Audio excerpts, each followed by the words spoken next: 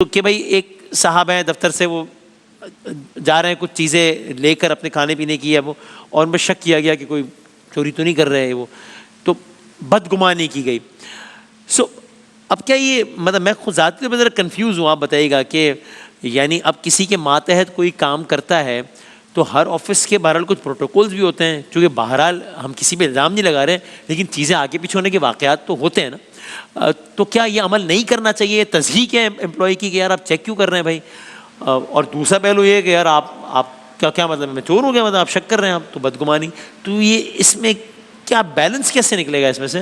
बिस्मिल्लाहिर्रहमानिर्रहीम। यही बंदा मोमिन का एक अंदाज़ और मिजाज होना चाहिए कि उसके अंदर एक बैलेंस अप्रोच हो, एक एतदाल उसके अंदर पाया जाए। सीधी सी बात है कि अगर कोई सुपरवाइज़र है और उसको इन्वेंट्री कंट्रोल करनी है, उसको देखना है कि क्या चीज़ें आई हैं और क्या चीज़ें जा रही हैं, तो उसके आंख बंद भी नहीं कर सकता।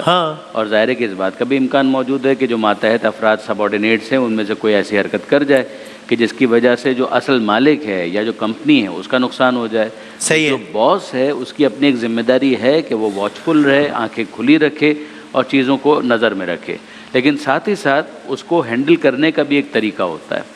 यानी हैंडल करने का तरीके से मेरी मुराद ये है कि किसी को अगर इंक्वायरी के मरहले से गुजारना भी है तो बजाय कैरेक्टर असैसिनेशन के बहुत ही कामली कूल अंदाज में, बगैर किसी और के सामने उसके कैरेक्टर असैसिनेशन किए हुए आराम से इत्मीनान के साथ उसको देखा जा सकता है, चेक किया जा सकता है।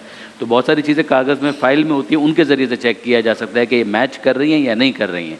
लेकिन ये कि फ़र्ज़ कीजिए कोई ख़ास कज़िया या ख़ास केस ऐसा आ भी जाता है कि जिसमें खोलना और चेक करना ज़रूरी हो जाए, तो उसका फिर एक ड्यू प्रोसीजर होता है, उसको फॉलो किया जाए।